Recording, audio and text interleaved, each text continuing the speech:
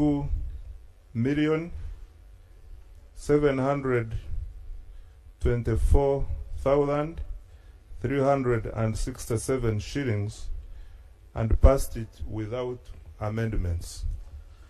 Motion for adoption of the report of the Committee of Supply. Honorable Minister. Right Honorable Speaker, I beg to move a motion that the report from the Committee of Supply for Schedule number 5 of financial year 2025-2026 be adopted. I put a question that the report of the Committee of Supply be adopted by this House. Those in favor sign the contrary nay. The ayes have it.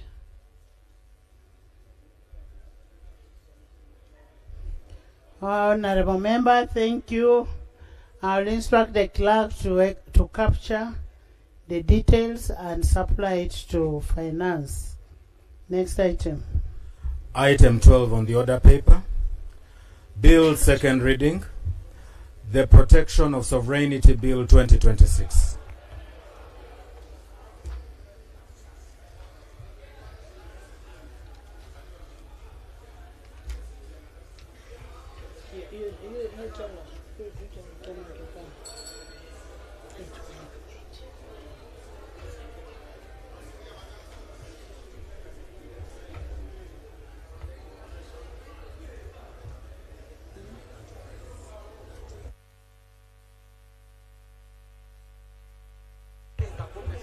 Thank you, Right Honorable Speaker.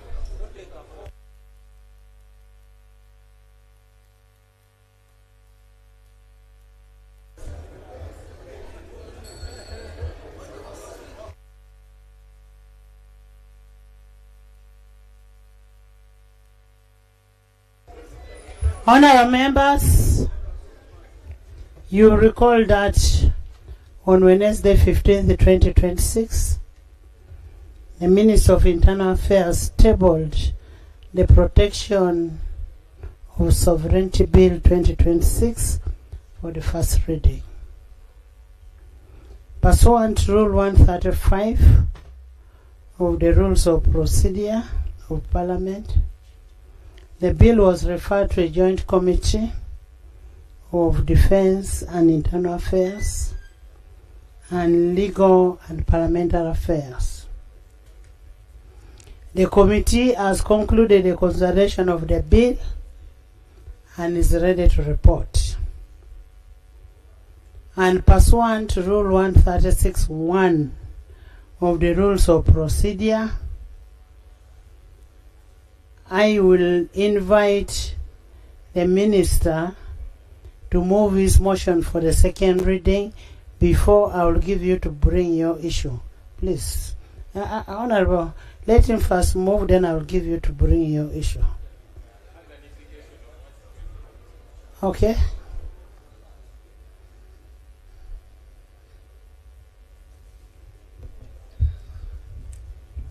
Thank you, Madam Speaker. Madam Speaker, the bill you have invited this House to consider is a government bill. I saw a tweet by the head of government and a letter signed by retired General Yoweri Kaguta Museveni Timuhabura. Sabalwani. That's not part of the names. So, in his letter, Right Honorable Speaker, he actually disowned... Lob, is it in his letter? Yes. Can I Let have me a submit, Right Honorable. No, I want us to talk with evidence.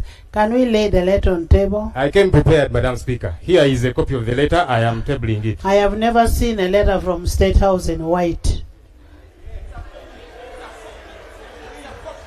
Madam Speaker, this is a copy of the letter, and I am tabling it. Normally we table documents, then they can be processed and authenticated and so on. But let me raise the point I was raising, Madam Speaker. In this letter, he disowned the bill that was tabled by the Minister of State for Internal Affairs. In fact, he was appalled, wondering what it is that we were debating. Also, what bothered me, Madam Speaker, in his letter he said he called the two chairpersons of committees regarding this bill. I don't know how procedurally that gets to be correct, that now the executive gets to meddle directly, because it should be you, Madam Speaker, to call chairpersons of committees, guide them, and so on. But if they are getting guidance from the executive, it's a problematic issue. Madam Speaker, the Attorney General and the Minister of State for Internal Affairs went back to the Joint Committee and they made amendments to majority of the clauses in the bill. Please note, for those who have been following, amendments to majority of the clauses in the bill. For all intents and purposes, Madam Speaker and colleagues, this was now a new bill. For all intents and purposes. And by the way, there is precedents that have been set by this House, even in the previous Parliament, where... Honourable members, I want you to listen to Lope. Lope is saying, after... Let me actually say what I am saying. I'm glad you are protecting me from some noisy colleagues. This becomes a new bill. What I would only ask, did the new bill change the objective of the old bill? You continue. Madam Speaker, and I'm glad you're asking that question,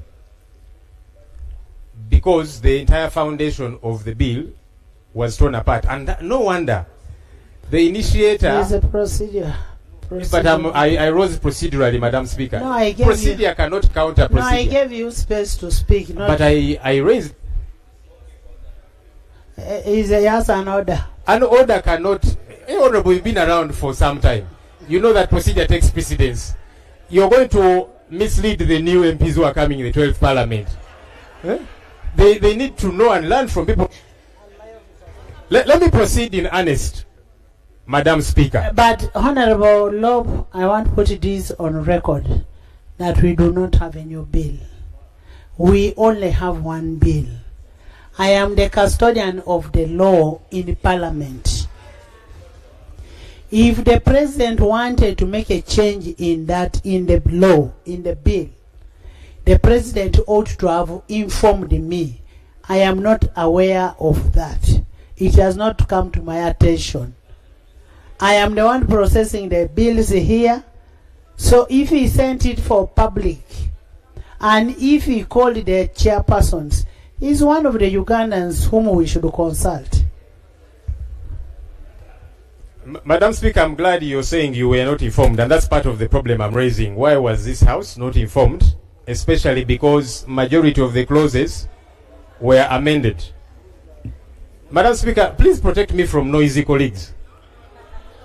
You always tell us that this is not a market. Colleagues, please let the Honorable Lope finish. Let Honorable Lope finish his submission.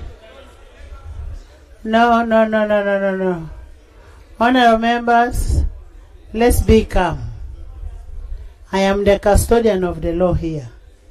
I don't have a new law. I don't have a new bill. So after Honorable has finished, I will ask the minister to move his bill. You finish. Thank you. So as I was saying, this is me saying, and you will rule and guide. For all intents and purposes, as far as I am concerned, this then became a new bill because majority of the clauses in the bill were changed. And there is precedents where ministers have been told, no, those so many amendments, just withdraw the bill and reintroduce it perhaps. What the Minister for Internal Affairs and Attorney General should have done was to withdraw this bill. Honorable Lope, but Madam Speaker, you're not even allowing me to submit. Let me submit. You're the one going to rule. Please, Honorable Lope, my brother. Honorable Lope. Honorable Lope. Honorable Lope. Can I have order? Can I have order? We have now started debating in anticipation. We don't know what the bill is. When the minister moves his bill, That's when we can reject. Huh? Please make my work easy.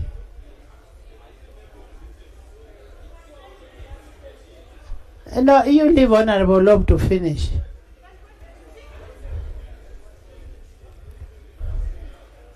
Switch on. Madam Speaker, actually I am seeking to make your work easier. Really, if you capture what it is that I'm saying. Because they are moving it for the second time. And for me, what I was saying is he should have been moving to withdraw the bill. That's my opinion. And you're going to give your ruling, Madam Speaker. So, no, but they called for reading of the bill for second and third reading.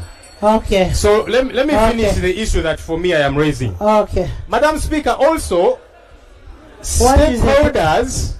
What is the procedural matter that you are raising now? So, the procedural matter I'm raising is, should the Minister of Internal Affairs be withdrawing his bill, and then he goes back for consultation? Can I answer that first? Can I answer that first? Maybe it will form your second question, that the Minister of Internal Affairs should be moving his motion for the second reading. Because as far as I know, I have not been given another motion. I only have one motion. So you will move your second motion for the second reading.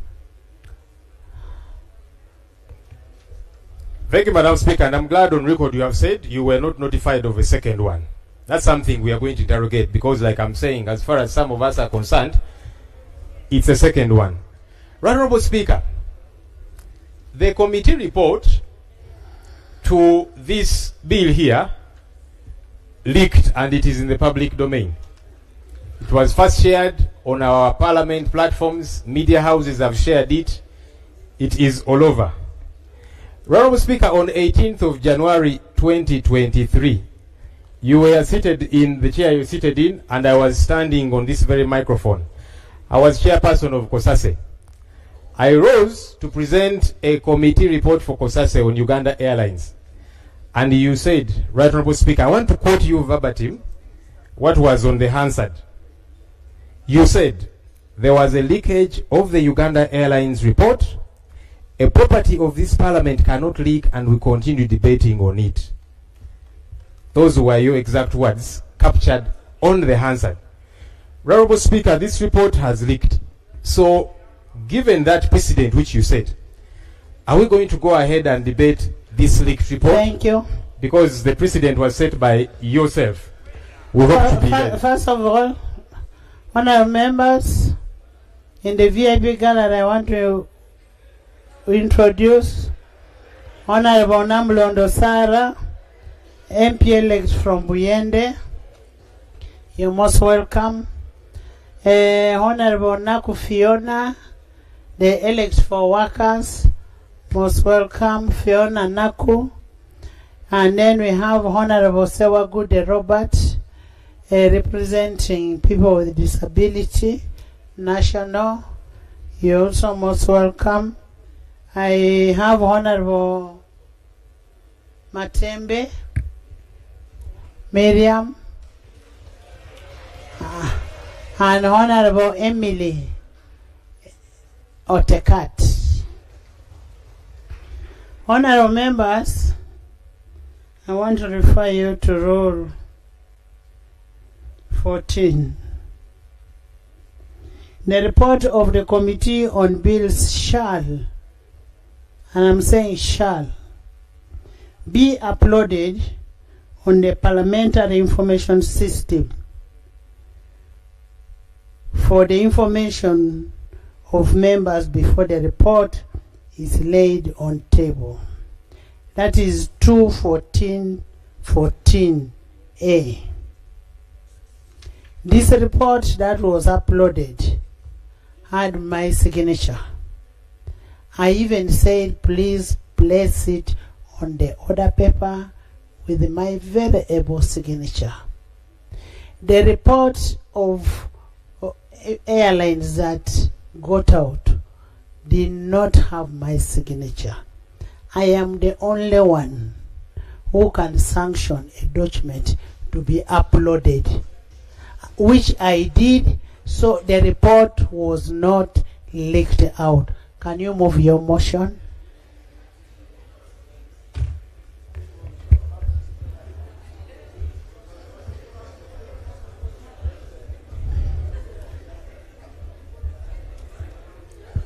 Right Honorable Speaker and honorable members, in keeping with Rule 130 of the Rules of Procedure of this Parliament, I beg to move that the bill entitled the Protection of Sovereignty Bill 2026 be read the second time.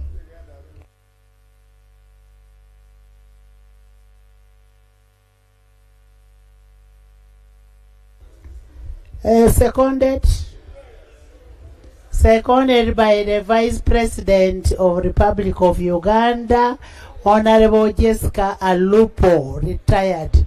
Honorable Prime Minister, Honorable Nabanja Robina, Honorable Second Hajat, third Government Chief Whip, Minister of Defense, Minister of the Security, Minister of ICT, Minister of Finance, Minister of Works, Minister of Sports, and the Hollow House on this side.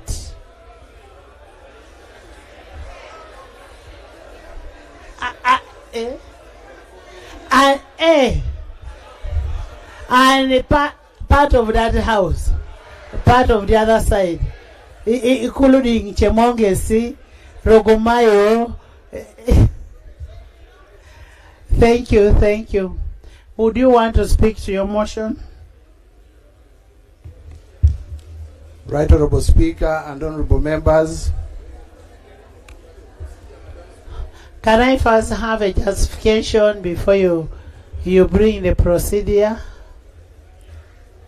Right Honorable Speaker and honorable members, the object of this bill is that the country faces a number of challenges which threaten our ability to self-govern in the absence of a sovereignty-specific law which this law seeks to address. And these include preventing undue external influence, regulating foreign funding, safeguarding national security, filling legal gaps, and managing digital misinformation. I beg to move, Right Honorable Speaker. Thank you. Honorable members, I want to provide some guidance in this. Honorable members, the chairpersons of the committees have prepared the report, and I wish to guide as follows. From the time the bill was tabled for the first reading, there has been a very remarkable public interest in it. A review of the committee report reveals that more than 60 witnesses were accorded opportunity to present their views on the bill, including persons and institutions. These answers and questions on whether there was sufficient public consultation or not, I commend the committee for upholding our cardinal principle of public participation. 2, there was a considerable debate on the content of the bill, notably the definition of the word foreigner, the scope of application of this bill, the regulatory prudence envisaged in administration and functions, the proposed penalties, the criminal offenses, regulations of foreign policies, registration of agents of foreigners, declaration of foreign funding, and ministerial powers, among others.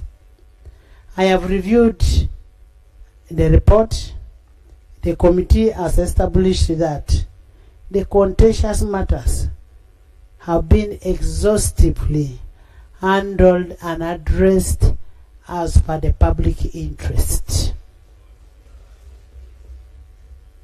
The definition of a foreigner, for instance, was initially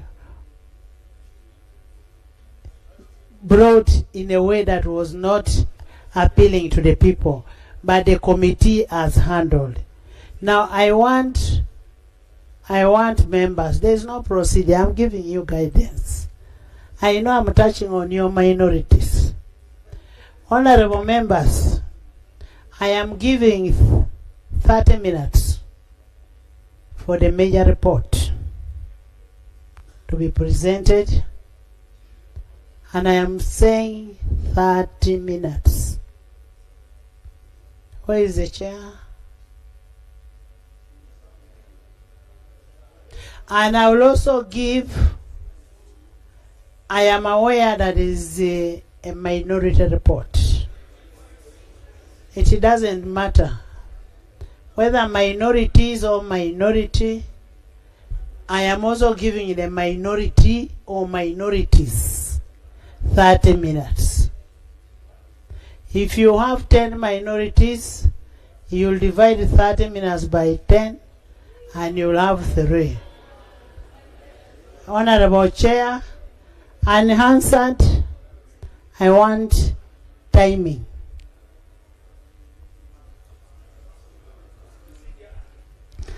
Let him read his report. Then you'll bring process. I don't want you to waste his time. Tebandike, I know you want to exercise your law that you're learning now. You first wait. First wait. First wait. First wait. I have given you 30 minutes. Thank you. Right Honorable Speaker. Right Honorable Speaker, for the record, my name is Wilson Kajenje, Member of Parliament, Nyawsho's constituency, and Chairperson of Defense and Internal Affairs Committee. I'll be assisted by my colleague, the Honorable Baka Stephen Mugabi, Chairperson, Legal and Parliamentary Affairs. May I take the honor to lay on the table the minutes of the committee, the joint committees, while processing and considering this report. Thank But you, Honorable President. Speaker,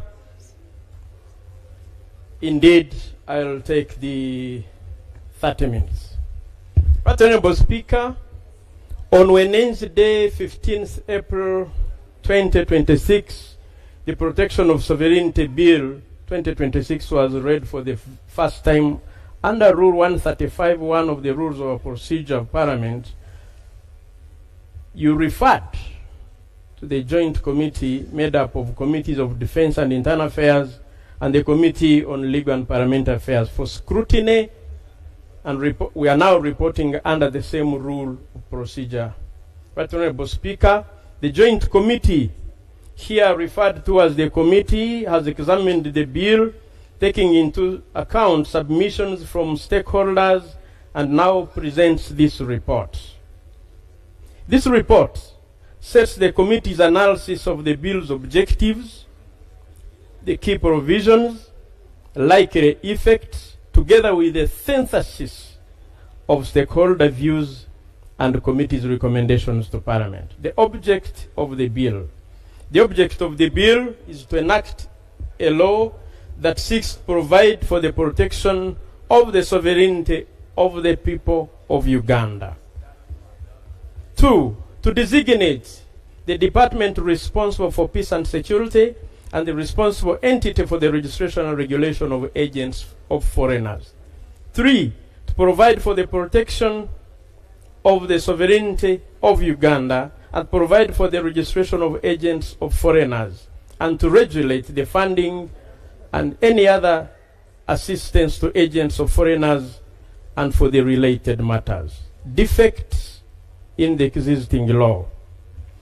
The bill identifies principal defect in the existing legal framework as the absence of a specific law operationalizing the protection of Uganda's sovereignty, which has allowed continued external interference in the government policies and programs. In particular, it points out the increasing influence of foreign actors and their agents in shaping policy and development priorities, often through conditional grant, conditional funding, and parallel programs that conflict with the national objectives.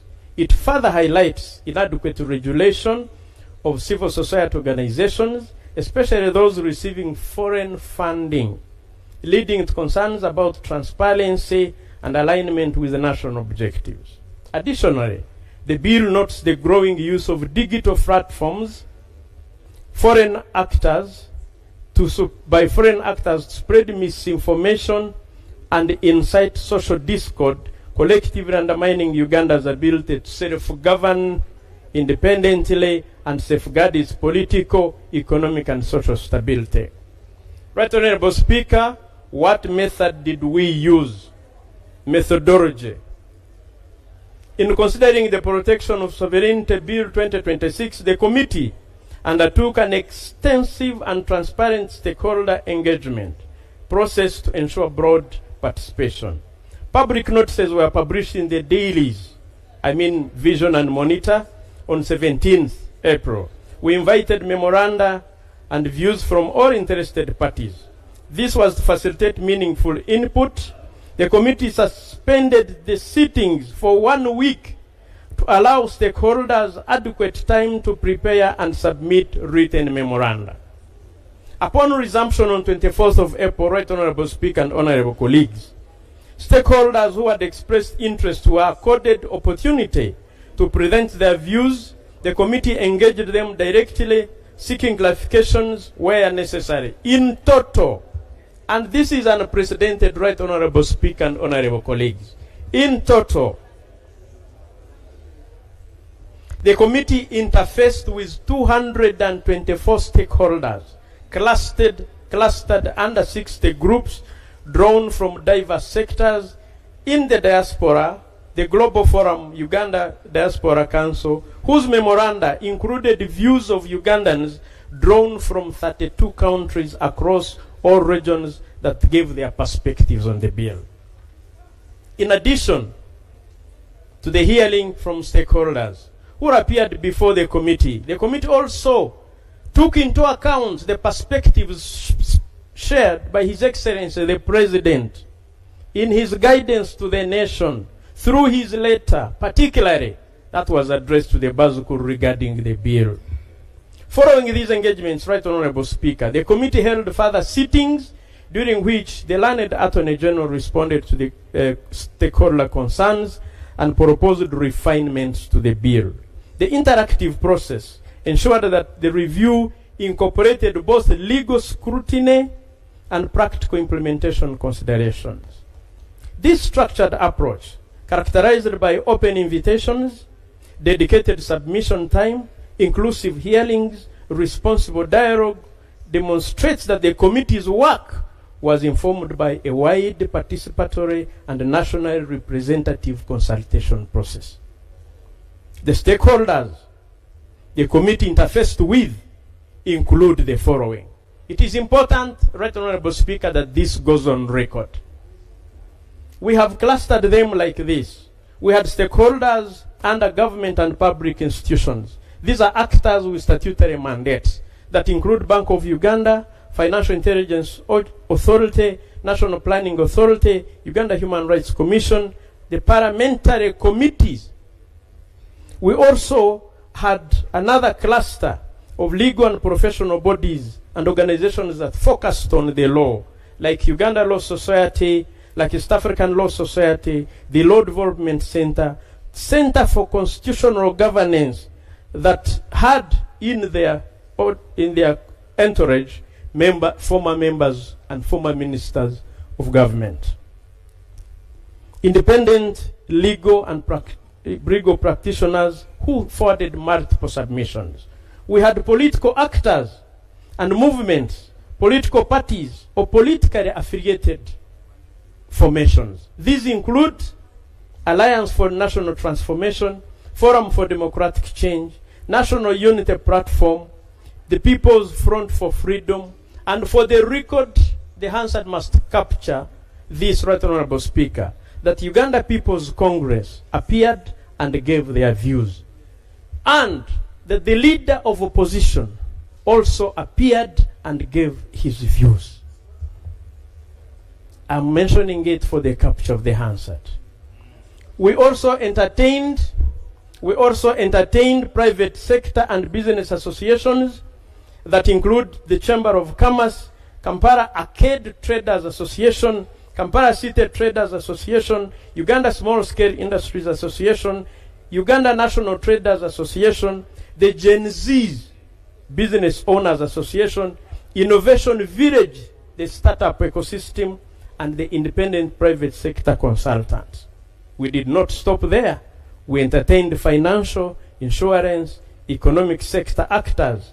These include the sector-specific institutional stakeholders that include Uganda Bankers Association, supervised financial institutions like banks, mobile money operators, via sector submissions. We also entertained Payment Service Providers Association.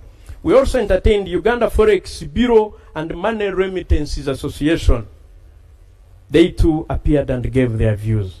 We also considered digital, telecom, media actors in communication, broadcasting, and digital economy, include communication sector operators, National Association of Broadcasters, media practitioners, journalists, and journalism practitioners. We also entertained the civil society and non-government organizations, both domestic and international civic actors that include Anti-Corruption Coalition of Uganda, Foundation for Human Rights Initiative, Legal Aid Service Providers Association, the Rotary Uganda, Women Pro Bono Initiative, Country Directors of International Network, and various national NGOs also submitted. We also entertained international organizations and development actors under these multinational organizations and international cooperation actors. These include United Nations Country Team, international NGO community, collectively represented. We did not stop there, Right Honorable Speaker and Honorable colleagues. We entertained the labor, religious, and social institutions that include NOTU, that include Interreligious Council of Uganda, that include Muslim Organizations Coalition, and other faith-based organizations. We entertained health, scientific community, and public health research institutions, e.g., Uganda Medical Association, Uganda Virus Research Institute, Peoples Living with HIV advocacy groups. We also entertained education and academic sector that include Makerere University Academic Staff Association, universities and academic researchers, student groups, and members of the guild also submitted. National Union of Disabled Persons of Uganda, Uganda Lawyers Voice on Climate Change, Gender Rights and Advocacy, Climate Advocacy groups. We also entertained diaspora, transnational communities, Ugandan actors, the Global Forum. This is an organization that groups all Ugandans in the diaspora. The Cheyo Association, NUP, NUP Diaspora Chapter, individual diaspora submissions. We went further and entertained professional and individual submissions. These are unaffiliated and cross-cutting. Independent consultants, individual citizens, business professionals, researchers. Right Honorable Speaker, we consulted documents. Consequently, the committee recommendations reflect a balanced synthesis of stakeholder perspectives in the key findings and salient observations. Right Honorable Speaker, permit me to present key findings and salient observations on the Sovereignty Protection Bill of 2026. Introductory consideration, looking at the scope and interpretation of Clause 2. Before presenting its findings, the committee found it prudent to clarify the key interpretive issue of Clause 2, which is application of the bill. Clause 2 sits at the core of the legislative framework, and it defines the reach of the law, and it determines who is regulated and what circumstances and for what conduct. The committee reviewed the Honorable Attorney General's comments noting that clause 2 limits the bill to specific activities tied to foreign. You're quoting somebody, you've stated the date, you could also tell us where that speech was You made. can find the source.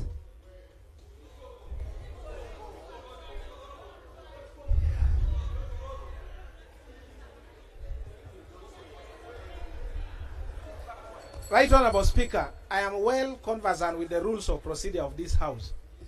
That's why I've confined myself to this report. I will be available to clarify if necessary. Members can listen, I will respond to you. Thank you.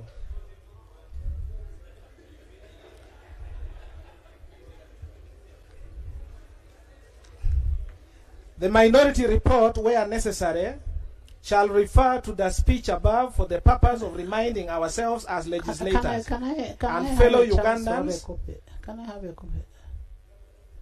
Yeah. Me, I don't. Me, I'm analog.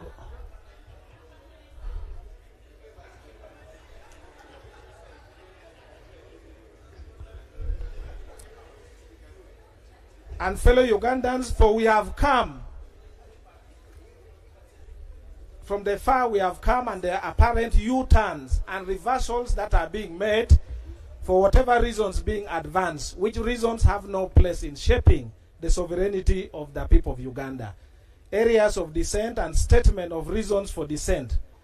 Area 3.1, violations of the rules of procedure of Parliament.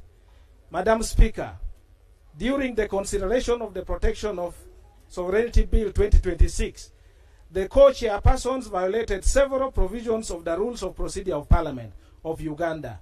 Rule 135 of the rules of procedure is instructive on reference of a bill to the committee as follows.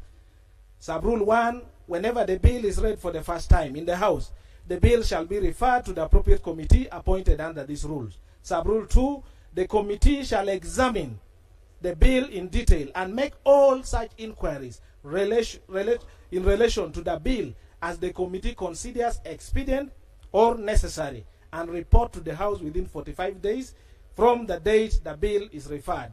3, except in the cases of very minor amendments and subject to Rule 138, all proposed amendments to a bill referred to the committee shall be presented to the committee by the person proposing the amendment, and the committee shall scrutinize the amendment together with the bill. 4, the committee may propose and accept proposed amendments in the bill as the committee considers necessary, if the amendments, including new clauses and new schedule, are relevant to the bill.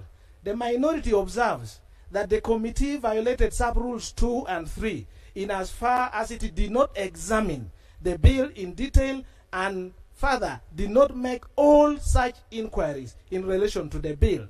In the view of the minority, the decision of the committee through a vote on a motion by Honorable Fox, Odoi, Oyelowo for an omnibus adoption of all clauses of the bill and the amendment by the learned Attorney General without examination and inquiry violated Rule 135. The minority, Madam Speaker, also observed that the Protection of Sovereignty Bill 2026 was proposed by the Minister of Internal Affairs, Major General Retired Kahinda Otafire. Sub-Rule 3 restricts the latitude to propose substantial amendment to only the mover of the bill, which is the Minister of Internal Affairs. Only minor amendments may be proposed by any other person who is not the proposer to the bill. With all due respect, the learned Attorney General proposed 18 amendments, all quite substantial in nature, which amendments the majority unilaterally adopted and relied on to pass the bill in the committee. The committee sought to have rejected the committee ought to have rejected the substantial amendment proposed by the learned Attorney General outrightly. To even make it worse, Madam Speaker, the new amendments were laid before the committee in form of a new bill. Rule 135, Sub-Rule 1, confines the committee to a bill read for the first time in the House and referred to the committee. The committee is stopped from directly receiving bills not read in the House and referred to it. by fraudulently bypassing this House and smuggling an amended version of the bill to the committee, an illegality that goes to the root of parliamentary procedure and practice was committed and cannot be cured by any explanation at all. Madam Speaker, the minority further observes that no sooner had the learned Attorney General purported to present the amended Protection of Sovereignty Bill 2026 to the committee at about 12 noon on Thursday, 30th April 2026, than His Excellency the President, through his address to Ugandans at about 4 p.m. on the same day, withdrew instructions from the learned Attorney General. Instead, President publicly assigned Honorable Dennis Amson Obua to ensure that the bill concentrates on what he calls sovereignty of policy decision making. In the practice of law, there is nothing professional as humiliating as a client withdrawing instructions from you and sharing it out with the public outright. No wonder, since then, neither the Attorney General nor the Minister of Internal Affairs ever attempted to appear before the committee or the House. The House must therefore not entertain the two on anything to do with the Protection of Sovereignty Bill 2026, since the President withdrew the vote of confidence in them.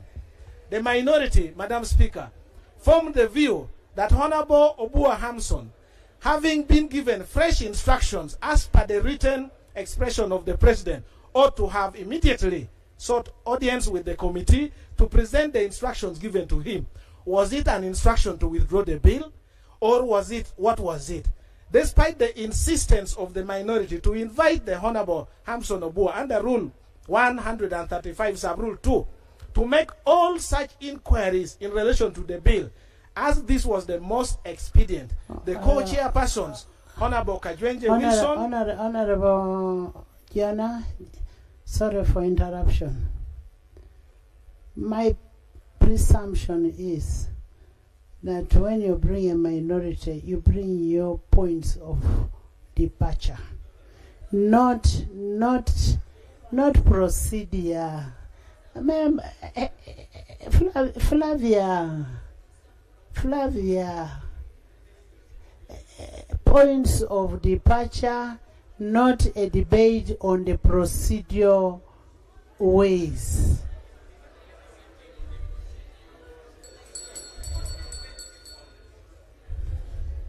Madam Speaker, respectfully, this is one of the points of departure that I had. Which one? Which one? Under subheading 3.1, I said areas of dissent and statement for reasons of dissent as provided in the rules. The first was violations of the rules of procedure of Parliament. And I am explaining under Rule 135 that the committee ought to have examined and on its own move to go and inquire, to make inquiries. And my point is, having come to the attention of the committee that Honorable Obua Hamson was assigned, the committee ought to have moved itself to request Honorable Obua to come and substantiate. It goes to the root of my dissent, Madam Speaker. So the committee instead went to Honorable Obua? Or they should have. Thank you, Madam Speaker. The co-chairpersons were evident. Madam Speaker, this is important.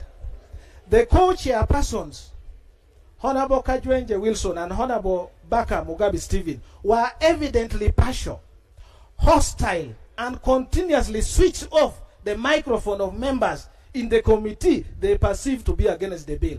Contrary to the established practices of availing physical copies of submissions of stakeholders to members of Parliament at the retreat, members of Parliament were instead told to physically get copies to members of Parliament. Instead, were told that physical copies could not be availed since Parliament was on a weekend. The views of, Madam Speaker, views of selected stakeholders were instead sent to members on WhatsApp to read on their phones. Members who were not on WhatsApp or whose phones could not open the WhatsApp were effectively denied critical document.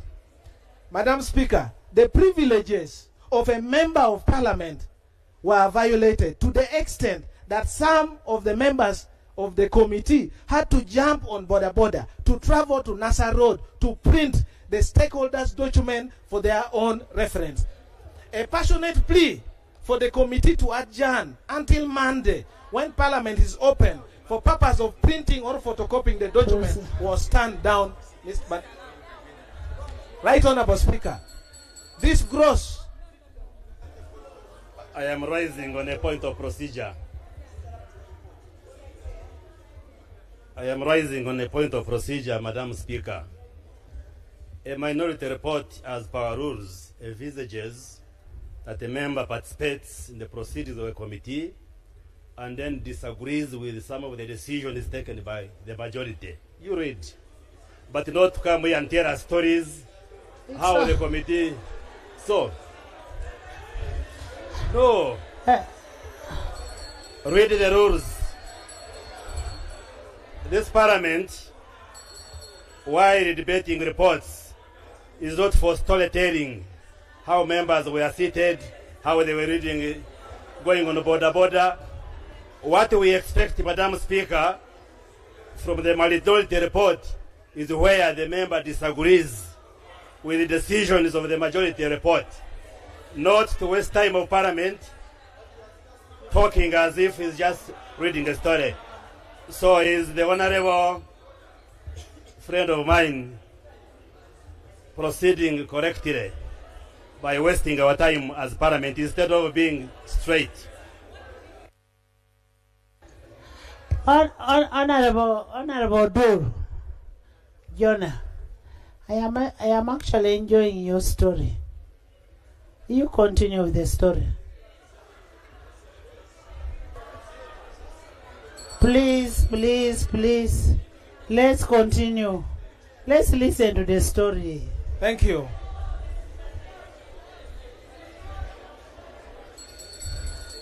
Right Honourable Speaker, this gross abuse of authority with utmost impunity, laced with shameless sycophancy, is highly condemned. Presiding officers in committees and indeed plenary must be impartial, patient, and respectful of the constitutional rights of an MP to represent their constituencies without undue partiality and interruption. I must also add that the co-chairpersons of the committee appeared not to have addressed their minds to the rules of procedure of Parliament which guided us, and opted for personal whims to decide substantive points of law as well as procedural matters that arose in the committee. My finding number one is that the proceedings of the committee were held in complete violations of Rule 135 of the Rules of Procedure of Parliament. 2, the co-chairpersons exhibited gross incompetence, lack of tolerance for divergent views, and stifled all avenues of debate during consideration of the bill. Honorable Dur, incompetence. By the time you come and be a member of Parliament in this house, let's tone down our language. Let it be parliamentary. Even when I'm enjoying your story, at least let's be parliamentary. These gentlemen are competent. Speaker, I don't want to go into the debate, but I could have addressed you on the around competencies. But let me continue. Recommendation.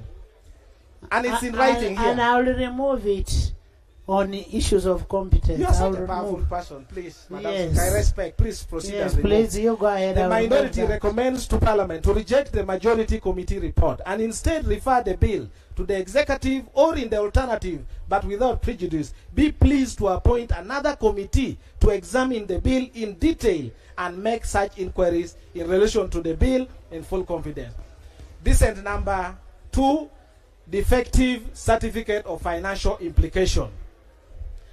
The minority observed that the certificate of financial implications issued by the Ministry of Finance, Planning and Economic Development does not comply with Section 76 of the PFMA and Rule 124 of the Rules of Procedure of Parliament. Section 76 of the PFMA and Rule 124 are at par on the certificate of financial implication of a bill as follows. 1. Every bill introduced in Parliament shall be accompanied by a certificate of financial implications issued by the minister. The certificate of financial implication issued under Sub-Rule 10 Sub-Rule 1 shall indicate the estimates of revenue and expenditure over a period not less than 2 years after coming into effect of the bill when passed. In addition to the requirements under Sub-Rule Subsection 2, the certificate of financial implication shall indicate the impact of the bill on the economy. Notwithstanding subsections 1, 2, and 3, a certificate of financial implication shall be deemed to have been issued after 60 days. The minority examined the certificate of financial implication issued on 15 April 2026 by the Ministry of Finance, Planning and Economic Development, signed by Amos Lugolobi, MP, Minister of State for Finance, Planning and Economic Development. In the certificate, under paragraph 5 on impact of the economy, the Honorable Lugolobi states as follows: the proposed bill is expected to strengthen Uganda's policy autonomy and national security architecture, improve coherence in the management of foreign aid and foreign funded activities, and support stability in governance and public order. These outcomes are expected to contribute to a more secure environment and implementation of government programs and long-term national development.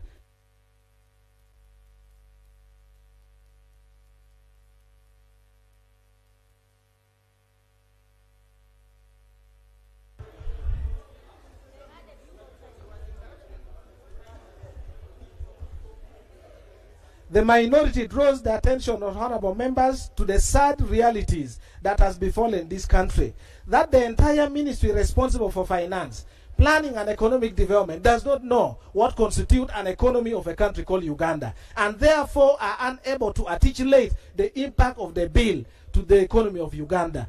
The minority observes that instead of assessing the impact of the bill against well-known parameters such as GDP, sovereign debt to GDP ratio, balance of payments, central bank reserves, interest rates, inflation, exchange rates, rate of growth, etc. Alien parameters form the basis of the assessment. The observation by the majority report that the certificate of financial implication met the statutory standard. Honourable members. Let me just put on record. Yes. This minority, which I wrote, is actually.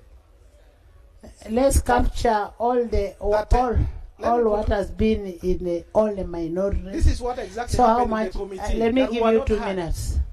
Let's give you 2 minutes. This report I have is 40 pages. Let me give you 3 minutes to summarize. And in the committee, the same treatment, Madam Speaker, who are not heard. That's why I'm bringing this issue. I'm appealing to the House. I have actually given you the same amount of time. 2 minutes. You conclude.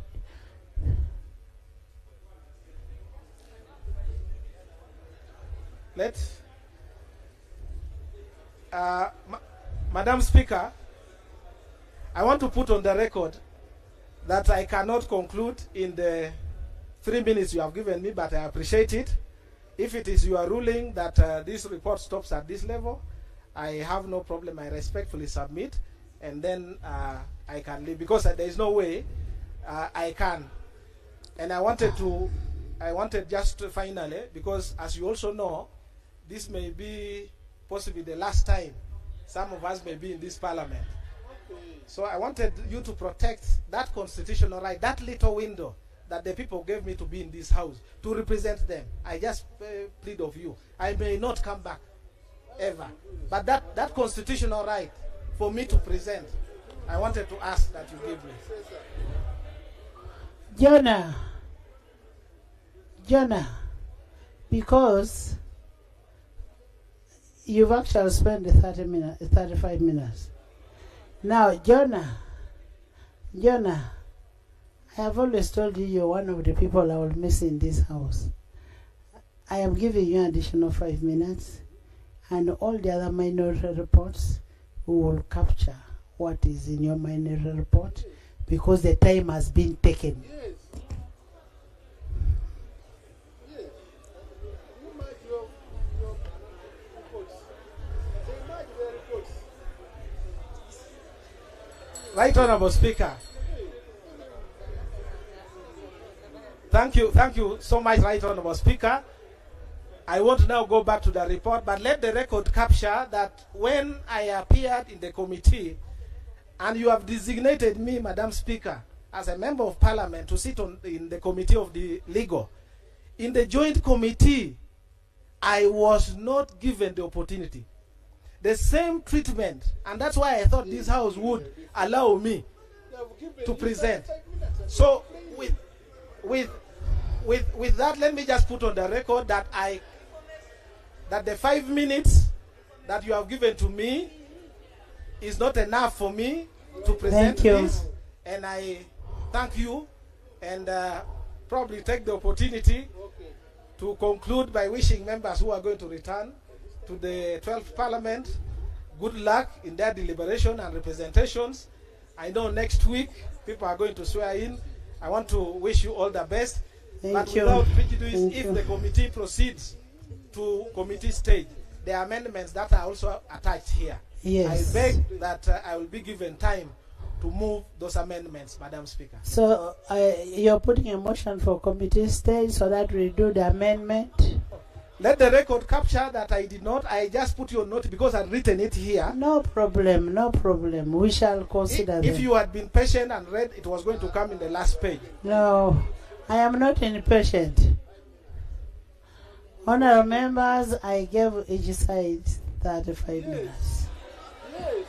Right Honourable Speaker, I believe you will give me my right as a member who prepared a minority report that was co-signed by 2 other members, Honorable Adeke Ann Ebaju for FDC, District Woman Representative for Soroti, and Honorable Asumani Basalirwa, the MP for Wajir Municipality.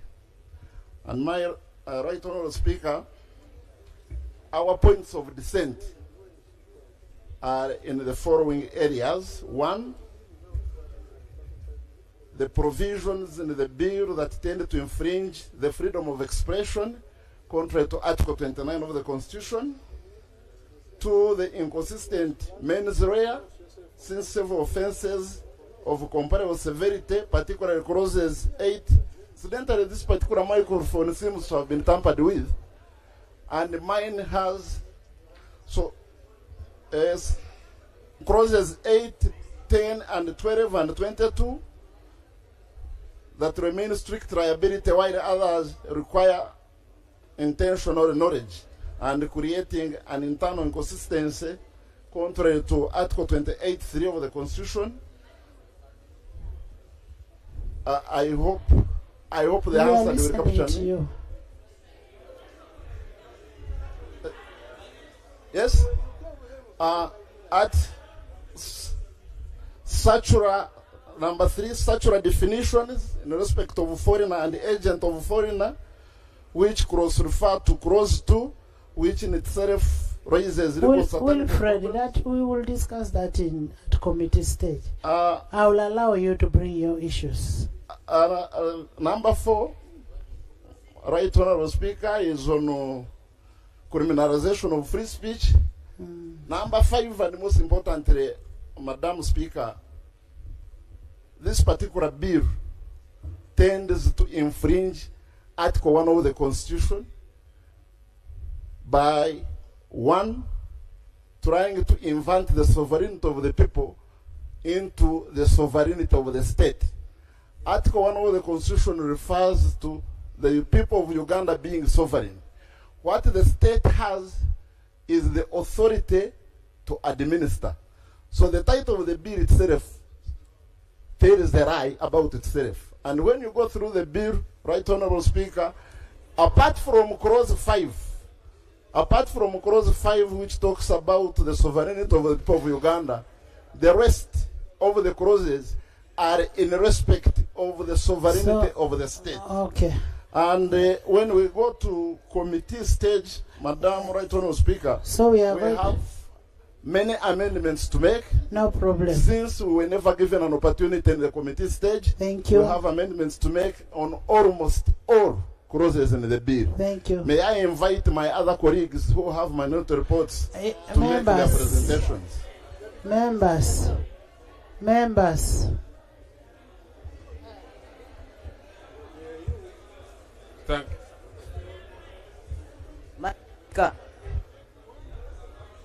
Madam Speaker, I have something to tell you. Madam Speaker, in my capacity as the Shadow Minister for Internal Affairs, I went to the committee with a request to make a presentation. Madam Speaker, I happened to arrive before the Attorney General. The chairman of the day, Honorable Baka, requested me to wait for the Attorney General to present so that I could also be given time. After the Attorney General had made his presentation of amendments, Honorable Baka ruled that I will make my presentation while at Munyonyo. When we reached Munyonyo, Madam Speaker, Honorable Kajenje ruled that my request had been overtaken by events. Madam Speaker, I chose to write a minority report because the issues I was going to raise had not been raised by anybody else. So I wrote a minority report, Madam Speaker. Madam Speaker, you are now ruling that there is no time. Madam Speaker, as a member of the committee, I'm not supposed to debate. Madam Speaker, there was a memorandum that came from Buganda Kingdom. Madam Speaker, when we reached Munyonyo, the memorandum went missing. Madam Speaker, they have told you here. Let me tell the Speaker. Madam Speaker. Honourable members, give Betty time.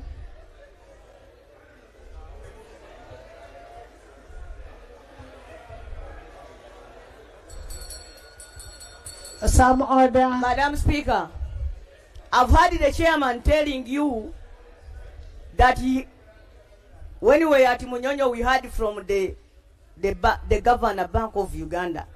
And you know, Madam Speaker, I was so surprised because while the rest of us were in Munyonyo, we were never informed that even the Governor of Bank of Uganda had gotten back to us. Madam Speaker, because of those many issues, we are also told that 700 people sent memorandums to the committee, but only 47 of them were accounted for. I feel so silenced. Is it your ruling that the people from Mukono should not be heard on this? Honorable Betty. Honorable Betty, my sister. The people of Mukono have been heard. You've spoken for over 5 minutes. You've raised your issues, and we are going to address all of those issues. Honorable members, we have all these supplementaries, and not supplementary, but minorities. We are going to go committee by committee. And all of you are saying you have issues on each clause. Why don't we look at clause by clause? Honorable Oduru has raised pertinent issues. Let's look at. Madam Speaker, let yes, the record be clear. Honorable, you denied me opportunity to present. Don't use my name. Don't Honorable, no, don't. Honorable Dul, you took all the 35 minutes. Honorable.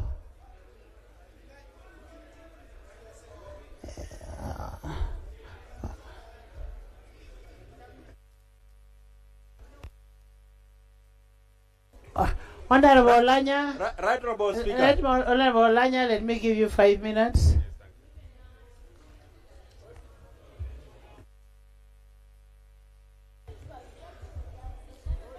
Thank you, Right Honourable Speaker. Right Honourable Speaker, I'll go straight to the point of dissent.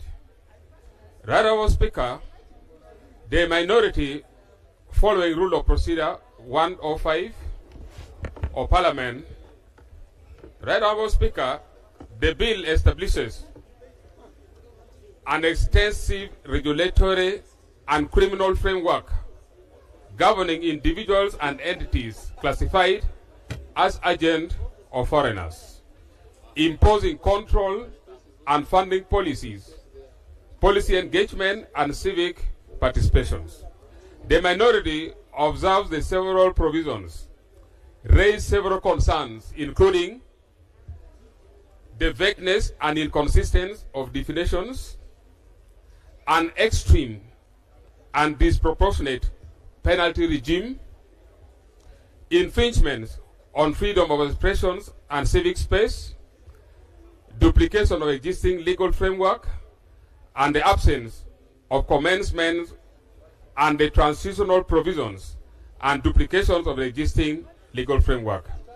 Right Honourable Speaker, when the committee engaged with many entities, you recall we engaged with about 53 entities. Out of the 53 entities, 52 were in support of this bill. 51, including Bank of Uganda, religious leaders, among others, were telling Ugandans that this bill, when passed, it will create economic instability in Uganda. That was the word from the governor of Bank of Uganda. Right Honourable Speaker, this bill, it creates extreme and disproportionate penalty regime. The bill establishes a uniform and severe penalty structures, imposing custodial sentences of up to 20 years in prisons across wide range of offenses. Notably, the same maximum penalty applies to promotion of interest of foreigner. If you look at clause 5. Right Honourable Speaker, participation in activities deemed to promote foreign policy. That is in clause 10. Publication of information characterized Gilbert, as we have economic now substance. gone. We have gone to clauses. Thank you, Right Honourable Speaker. Right Honourable Speaker, because of time, let me go straight to the recommendation.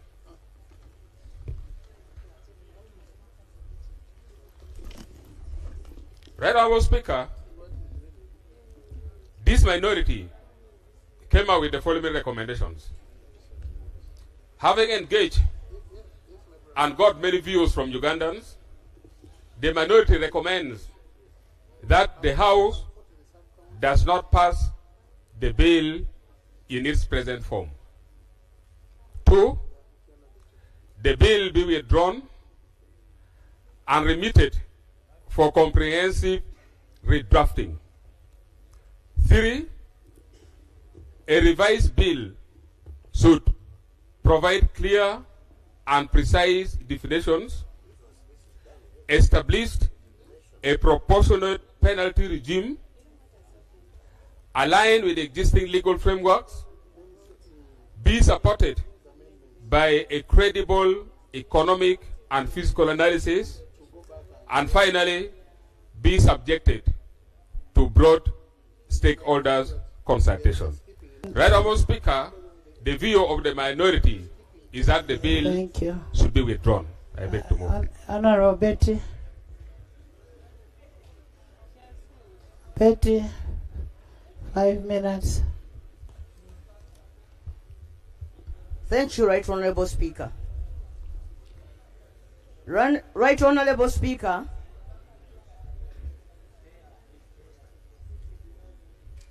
the points of my dissent are as follows. 1, Right Honourable Speaker, Switch on.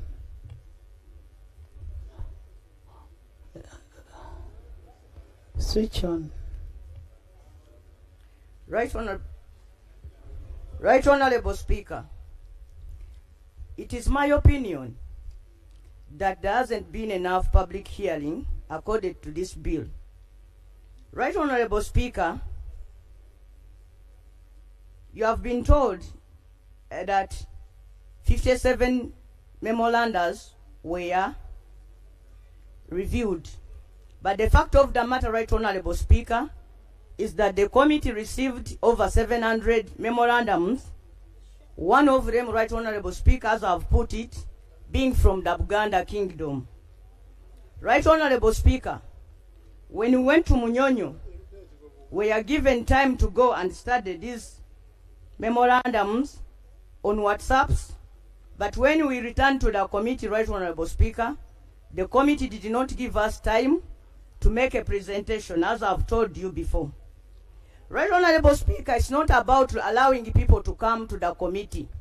The purpose of the people coming to the committee is to give their opinion space that the people should be heard. But we are handling, my point of dissent is that the committee ruled in favor of only 2 people out of the 700 who opposed the bill, Right Honorable Speaker. Right Honorable Speaker, we are here fidgeting with time. This is not legislation. The committee is always given up to 245 days according to our rule of procedure 135.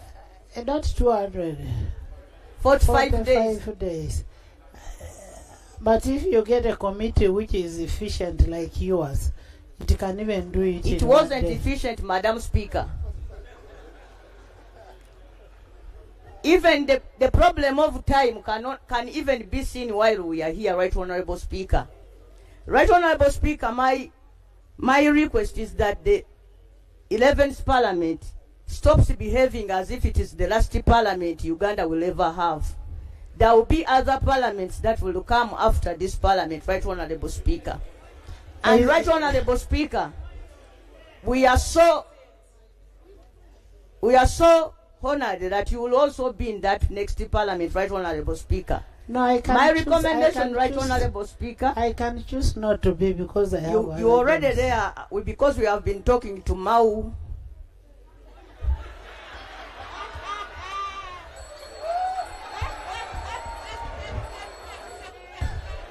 How has Mao come here? Order. There is an order here.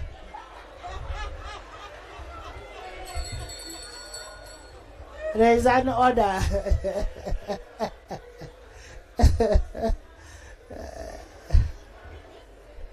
Right Honorable Speaker. Right Honorable Speaker, we are discussing a very important bill. And I'm wondering how Honorable Member is talking about their discussion out of this House. Is it in order to bring the name of somebody on sovereignty bill that we are discussing? Is it really in order? Do you want to tell us is that he's an agent of foreigners? No, the person they mentioned the name. Yes. Right Honorable Speaker. Betty, finish. Right Honorable Speaker, the other point of dissent is on the issue of interpretation, Right Honorable Speaker. The law refers to the interest of Uganda. However, when you go into the interpretation, the interest of Uganda has not been defined. It also talks about the interest of